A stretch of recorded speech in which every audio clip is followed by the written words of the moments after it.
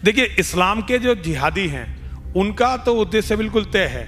उनका ये लक्ष्य है कि वे पूरी दुनिया में एक भी गैर मुस्लिम को जीवित नहीं छोड़ेंगे, कि जितने भी तुम्हारी विचारधारा को मानने वाले नहीं हैं उनका कत्ल कर दो, उनके घरों को लूट लो, उनकी संपत्ति को लूट लो, उनकी बेटियों को, उनकी औरतों को रखेल बना लो।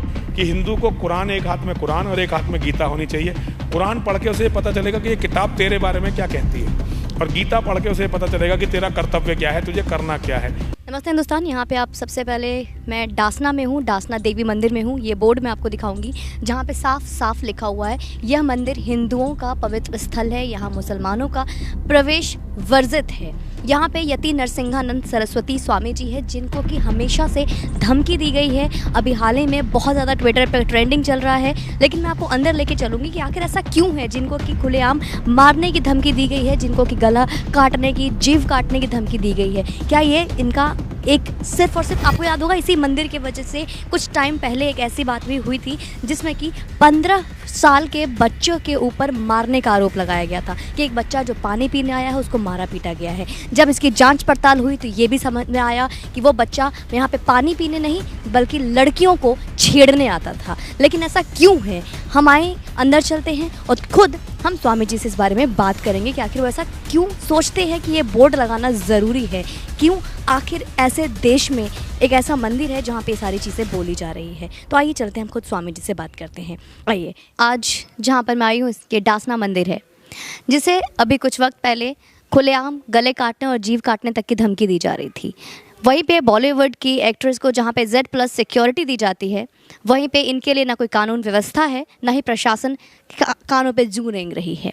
लेकिन सुमन पांडे की पूरी टीम आज आपको लेकर आई है और ख़ुद हम स्वामी जी से बात करेंगे। स्वामी जी, आपका बहुत बहुत धन्यवाद हमारे चैनल के साथ जुड़ने के लिए। सबसे पहला सवाल, जैसे मैं इस मंदिर में आई हूँ, मंदिर में आते ही सबसे पहले हमारी चेकिंग हुई है, हमारी ID देखे गए हैं, और दूसरी बात हमने मंदिर में यहाँ पे भगवाधारी को भी बंदूक पकड़ते हुए देखा है। क्या वजह है इसका? देखो मेरी बेटी, ये तो बिल्कुल सीधी सी बात है। आप माँ के दर्शन करने जाइए। हमारी माँ अष्टभुजी भवानी है, महाकाली की सबसे प्राचीन प्रतिमा पूरी दुनिया की इस डासना शिव शक्ति धाम में स्थित है। तो वहाँ आप देखेंगे हमारी माँ के एक हाथ में तो नरमुंड है और बाकी 7 हाथों में अस्त्र शस्त्र हैं। हम महाकाली के पुजारी हैं, हम महाकाल के पुजारी हैं, माँ और महादेव के भक्त हैं हम, और योगेश्वर के फॉलोवर हैं हम, योगेश्वर के अनुयायी हैं, योगेश्वर श्री कृष्ण के। तो शस्त्रों से हमारा जो है जन्म जन्मांतर का नाता है। शस्त्र हमारे पास हैं और शस्त्र हमारे पास रहेंगे। तो क्या ये शस्त्र इस्लाम और मुस्लिमों को डराने के लिए, क्योंकि बोर्ड भी लगा रखा है यहाँ पे मुसलमानों का आना वर्जित है? सनातन धर्म हमें किसी को डराना नहीं सिखाता। मेरे धर्म ने किसी को डराना मुझे सिखाया नहीं है, लेकिन मेरा धर्म मुझे जो है आत्मरक्षा की और अपने धर्म की रक्षा के लिए प्रेरित करता है। तो हम मुसलमानों को डराना नहीं चाहते, लेकिन हमें भी जीवित रहने का उतना ही अधिकार है जितना मुसलमानों को है। तो मैं अपने उस अधिकार के लिए हथियारों को रखता हूँ। जी, मेरा सबसे पहला सवाल, यहाँ पे हमने देखा कि खुलेआम आपको मारने की धमकी दी जा रही है, आपके कत्ल करने की धमकी दी जा रही है, तो कोई भय, कोई खतरा महसूस नहीं होता आपको? बाल बराबर भी कोई भय, कोई खतरा महसूस नहीं होता, क्योंकि मैं सनातनी हूँ। मेरी मौत की तिथि मेरे जन्म से पहले तय हो गई थी। जिस दिन मेरे जन्म की तिथि तय हुई थी उसी दिन मेरी मृत्यु की तिथि तय हुई थी, और जो मेरे जन्म का वक्त है उससे 1 सेकंड पहले मुझे कोई मार नहीं सकता और 1 सेकंड बाद मुझे कोई बचा नहीं सकता। तो मैं उसमें बिल्कुल निश्चिंत हूँ। जो करना है मेरी माँ और महादेव करेंगे, तो उसमें कोई परेशानी वाली बात नहीं है। देखिए, यहाँ पे अभी हमारे सेंट्रल गवर्नमेंट को ये भी सुनने को आता है कि वो हिंदू के लिए करते हैं। नरेंद्र मोदी हो गए, योगी आदित्यनाथ हो गए। योगी आदित्यनाथ जो खुद मुख्यमंत्री हैं, एक भगवाधारी हैं, तो एक ऐसा प्रशासन, आपके लिए उन्होंने क्या स्टेप उठाया? देखिए, मेरी कोई बात योगी जी तक पहुंचती हो ऐसा मुझे लगता नहीं। तो योगी जी को पता ही नहीं होगा कि एक छोटे से गांव के एक मंदिर में मेरे साथ क्या हो रहा है। क्या आपको ऐसा लगता है खुलेआम जहां पे ओवैसी और खुलेआम जहां पे अमनतुल्ला, जो कि खुद आम आदमी पार्टी के एक विधायक हैं, वो आपको मारने की धमकी दे रहे हैं? और पहले एक टाइम पहले भी स्वर्गीय तिवारी जी के साथ जो वक्त में जो चीज़ें इस्तेमाल की गई थी, ये जुमले, ये कानूनी व्यवस्था को नाम पे लेकर यहाँ पे खुलेआम जो अपने लोगों को भड़काया जा रहा था, फिर एक चीज़, वो इतिहास फिर से दोहराया जा रहा है। तो ये संदेशा, क्या आपको इससे कोई खतरा नज़र नहीं आ रहा? आपको कैसा संदेशा है ये? देखिए, इस्लाम के जो जिहादी हैं उनका तो उद्देश्य बिल्कुल तय है। उनका ये लक्ष्य है कि वे पूरी दुनिया में एक भी गैर मुस्लिम को जीवित नहीं छोड़ेंगे। ये उनकी कुरानों में, उनकी हदीसों में, उनके इतिहास में लिखा हुआ है। वो अपने कुरान को मानते हैं और वो उसे फॉलो कर रहे हैं। इसमें नया कुछ है ही नहीं। और मुझे तो लगता है कि ये बात योगी जी को और मोदी जी को भी पता होगी, लेकिन अगर उन्हें नहीं पता तो इसमें मेरी कोई गलती नहीं है। वैसे योगी जी बहुत अवेयर हैं, योगी जी बहुत अगर उन तक कोई बात पहुंचती है तो उसका संज्ञान लेते हैं और उसमें कार्य भी करते हैं, हिंदू के हित में कार्य करते हैं और इस्लाम के जिहादियों को रोकने का उनका बहुत प्रयास है। लेकिन मैं बहुत छोटा सा व्यक्ति हूँ और ये जो चारों तरफ प्रशासनिक अधिकारी हैं वो मुस्लिमों से बहुत प्रभावित रहते हैं इस क्षेत्र में, तो मेरी बात योगी जी तक पहुँचती होगी मुझे ऐसा कभी लगता नहीं है। लेकिन जो भी है खैर। क्या मैं सबसे पहले आपसे ये सवाल पूछना चाहूँगी, जैसे एक सन्यासी क्या आज हिंदू मुस्लिम में नफरत नहीं पैदा कर रहा? बिल्कुल भी नहीं, बाल बराबर भी नहीं। मैं तो सारे मुसलमानों को चाहता हूँ कि वो दोबारा से हिंदू बन जाएं। मैं तो नफरत बिल्कुल भी नहीं पैदा करा बेटा। लेकिन मैं ये जरूर चाहता हूँ कि उनकी किताबें जो ये सिखाती हैं कि जितने भी तुम्हारी विचारधारा को मानने वाले नहीं हैं उनका कत्ल कर दो, उनके घरों को लूट लो, उनकी संपत्ति को लूट लो, उनकी बेटियों को, उनकी औरतों को रखेल बना लो, बाजार में मंडियों में बेच दो, ये विचारधारा खत्म होनी चाहिए। कौन कर रहा है ऐसी विचारधारा, कौन रखता है? इस्लाम, मोहम्मद की विचारधारा, अरब के इन जंगली लुटेरों की विचारधारा, अरब के जो ये जंगली लुटेरे थे इनके मानने वालों की विचारधारा, यही तो विचारधारा है, यही तो करते हैं। देखिए यही तो सारी समस्या है। ये लोग सोचते हैं कि ये कुछ भी कर सकते हैं और इनके खिलाफ अगर बोला जाएगा तो कत्ल करेंगे। ऐसी विचारधारा समाज में नहीं रहनी चाहिए। समाज के लिए, सभ्यता के लिए खतरा है, केवल नरसिंहानंद के लिए नहीं, पूरी मानव सभ्यता के लिए, पूरी मानव संस्कृति के लिए, पूरी पृथ्वी के लिए ये विचारधारा खतरा है। इस विचारधारा को समाज से दूर करना ही पड़ेगा। जी, लेकिन देखिए हमारे, अगर आप सनातन धर्म की बात कर रहे हैं तो यहाँ पे जय श्री राम को लोग मानते हैं और जय श्री राम के नारे से लोग आज उद्घोष हो रहा है। तो क्या आपको लगता है कि श्री राम ने जो अतीत में जो किया वो सही था माता सीता के साथ? आज उसको लेकर अगर सियासत हो रही है तो देखिए इसमें बहुत बड़ा डिबेट हमारे यहाँ अक्सर होती हैं बेटा, कि माता सीता के साथ जो हुआ वो सही था गलत था, बहुत डिबेट इसमें अक्सर होती हैं। कुछ लोग जस्टिफाई करते हैं, कुछ लोग जस्टिफाई नहीं कर पाते हैं। लेकिन हमारे यहाँ भगवान राम पर डिबेट होती है, भगवान कृष्ण पर, योगेश्वर पर डिबेट होती है, परशुराम जी पर डिबेट होती है, हमारे यहाँ तो भगवान शिव पर डिबेट होती है, माँ जगदम्बा पर डिबेट होती है। तो हम लोग समझने का प्रयास करते हैं धर्म को, और धर्म को देखने की कोशिश करते हैं वर्तमान के नज़रिए से। ये एक अच्छा गुण है। धर्म को बहती हुई नदी की तरह होना चाहिए, बहते हुए जल की तरह होने चाहिए। बहते हुए जल का एक गुण होता है, वो सेल्फ प्योरिफिकेशन कर लेता है, वो अपने आप को प्योरीफाई कर देता है बहता हुआ जल। अगर धर्म जल की तरह बहता हुआ है, जो गंदगी है उसे किनारे पर छोड़ता चला जाए और जो अच्छी बातें हैं उन्हें लेता चला जाए, तो धर्म हमेशा जो है कभी सड़ेगा नहीं। वो धर्म जो किसी भी परिवर्तन को स्वीकार नहीं करते, वो फिर धर्म नहीं रहते, वो एक तरह से अंधविश्वास हो जाते हैं। तो आज सनातन धर्म की इस विशेषता को कि सनातन धर्म अपने देवताओं पर, अपने भगवानों पर डिबेट कर सकता है, उन्हें स्वीकार और अस्वीकार कर सकता है, इस गुण ने सनातन धर्म को दीर्घजीवी बनाया है। स्वामी जी, जहाँ पे आपने सारे आराध्य देवी देवताओं का नाम ले लिया कि इन आराध्य देवी देवताओं के नाम पर डिबेट होता है, तो हमेशा से हमने देखा है डिबेट हो गई, बॉलीवुड की फिल्म हो गई, बनते आ रही हैं, पर वहीं पे अगर कोई मोहम्मद पैगंबर का नाम ले ले और उन पर डिबेट करने की बात करे तो लोगों को मिर्ची लग जाती है। ऐसा क्यों? क्योंकि वो जानते हैं कि अगर उनके पैगंबर का चरित्र जो है दुनिया के सामने आ गया तो दुनिया के 90% लोग इस्लाम छोड़ देंगे। ऐसा क्या है उस चरित्र में, आप कुछ बताएंगे? उसका चरित्र देखिए, वो अरब के हिसाब से क्या कहते हैं तो वो जाने, लेकिन एक सनातन संस्कृति का वाहक होने के नाते मैं आपको बता सकता हूँ कि मोहम्मद पैगंबर जो था वो एक डकैत, हमारे हिसाब से एक डकैत था, एक चोर था, एक लुटेरा था, एक औरतों का बलात्कारी था, औरतों का सौदागर था, धोखेबाज था।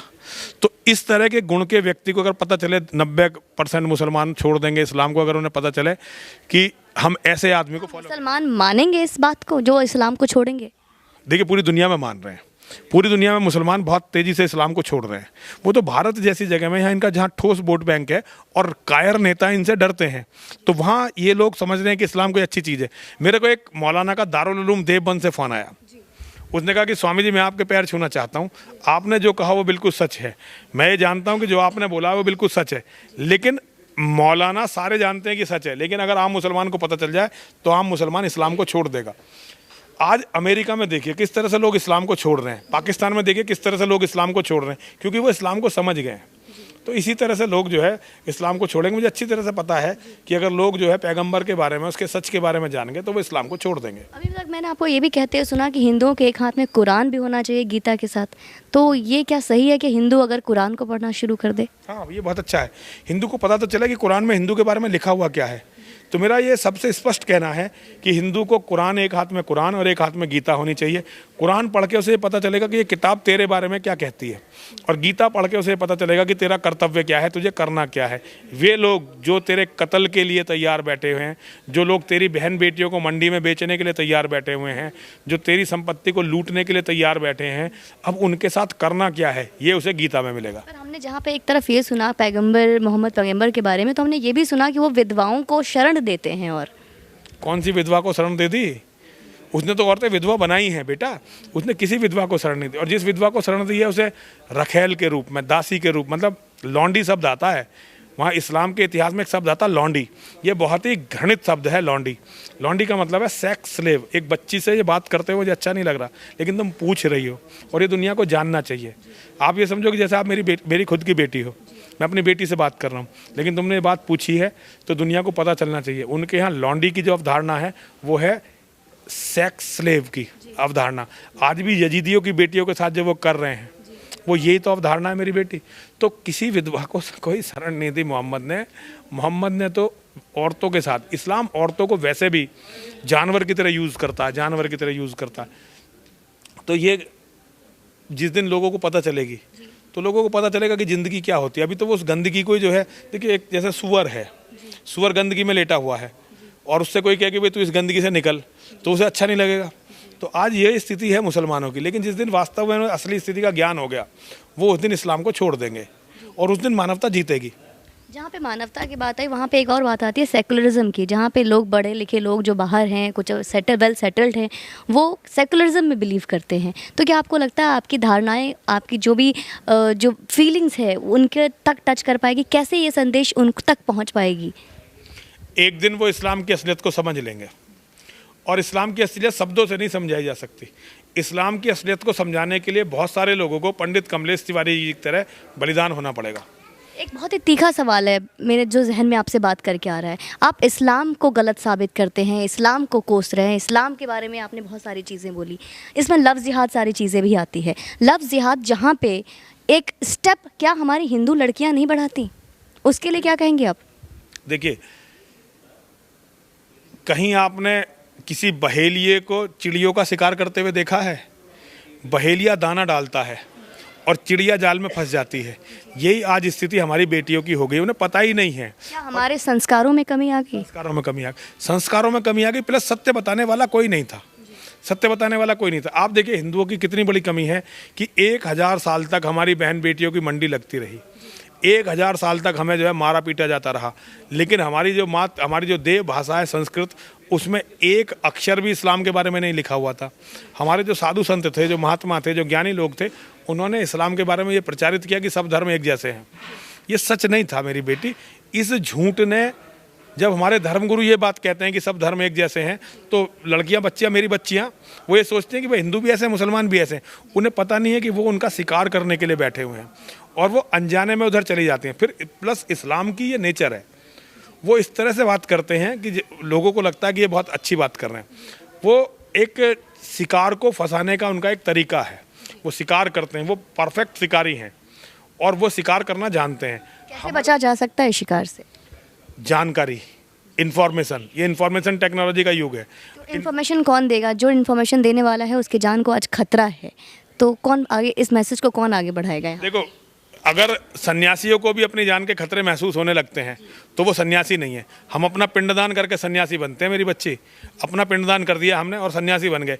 अगर हमें भी खतरा महसूस हो रहा है, हम भी सच बोलने में डर रहे हैं, हम भी अगर न्याय के लिए नहीं लड़ रहे हैं, तो फिर सन्यासी होना व्यर्थ है। जहाँ तक बात रही, आप सन्यासी की बात करो, मुझे जहाँ तक आपके बारे में पता है कि आपने भी इंजीनियरिंग की है, आपने भी समाजवादी पार्टी में थे, तो ये सब यहाँ पे अचानक ये कैसे रुख, कैसे परिवर्तन कैसे ले लिया आपने? बेटियों के साथ होने वाला जो, जिसे तुम लव जिहाद कहती हो ना, मैं इसे लव जिहाद नहीं मानता हूँ, क्योंकि इसमें लव कहीं है ही नहीं। ये है जिहाद अगेंस्ट वीमेन। मैं इसे औरतों के प्रति जिहाद मानता हूँ, जिहाद अगेंस्ट वीमेन। और इस जिहाद अगेंस्ट वीमेन ने मुझे इस्लाम के खिलाफ लड़ने के लिए प्रेरित किया है, केवल और केवल, और कोई कारण नहीं। मैं ये नहीं चाहता कि मेरी कोई भी बेटी इन दरिंदों का शिकार बने।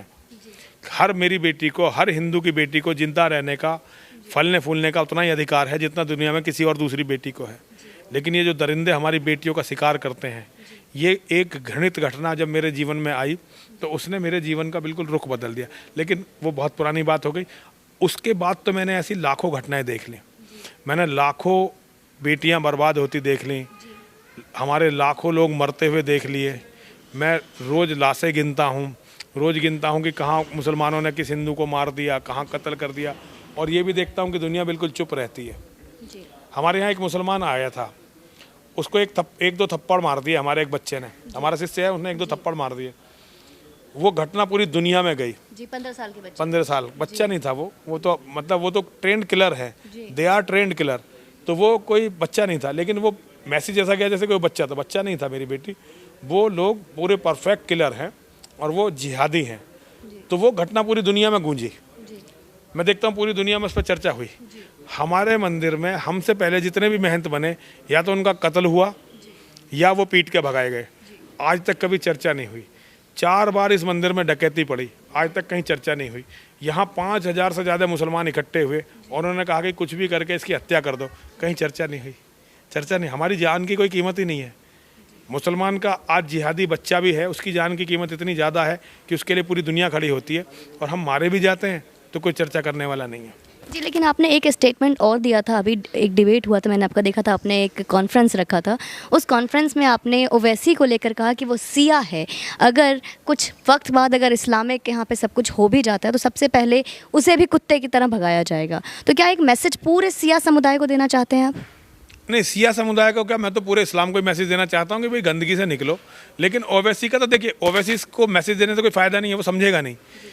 जिन्ना ने पाकिस्तान बनवाया था और जिन्ना की क्या दुर्गति हुई पाकिस्तान में, ऐसे जितने भी लोग, अहमदियों का, खोजाओं का, सियाओं का बड़ा रोल था पाकिस्तान बनवाने में, और आज वहाँ वो कुत्ते की तरह मारे जा रहे हैं। तो ये ओवैसी और ओवैसी का परिवार कुत्ते की तरह मारा जाएगा जब ये देश इस्लामिक हो जाएगा। लेकिन वो कुछ भी हो, लेकिन उनके यहाँ जो माले गनीमत की कॉन्सेप्ट है ना, कि काफिरों की बेटियों को माले गनीमत, उनकी संपत्ति को माले गनीमत मानना, तो हमारी बेटियों का जो चार्म है, हमारी संपत्ति। स्वामी जी, मैं आपको रोकूंगी, मुझे माले गनीमत, बहुत सारे व्यूवर्स हैं जिसको मतलब नहीं समझ में आएगा, आप माले गनीमत का मतलब बताइए हमें। देखिए, माले गनीमत का मतलब यह है कि मुसलमान ने मेरा कत्ल किया, एक मुसलमान ने मेरा कत्ल किया, तो अब जो मेरी संपत्ति है, मेरे घर की औरतें हैं, जो भी कुछ है, वो उसके लिए माले गनीमत है।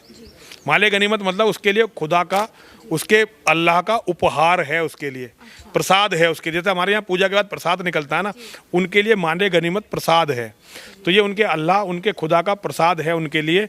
वो उसको मेरा कत्ल करके मेरी संपत्ति को बांट लेंगे, वो उनके लिए माले गनीमत है। मेरे घर की औरतों को बांट लेंगे, ये उनके लिए माले गनीमत है।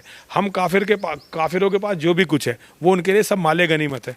तो ये जो माले गनीमत है, ये उन्हें ये रात दिन सोने नहीं देता। हमारे घर की, हमारी बेटियां, जवान बेटियां, हमारी छोटी बच्चियां, और मुसलमान के लिए जवान की और उसकी कोई वो नहीं है। मुसलमान के लिए तो चाहे दूध पीती बच्ची भी हो, वो भी उसके लिए एक सेक्स टॉय की तरह है मेरी बच्ची।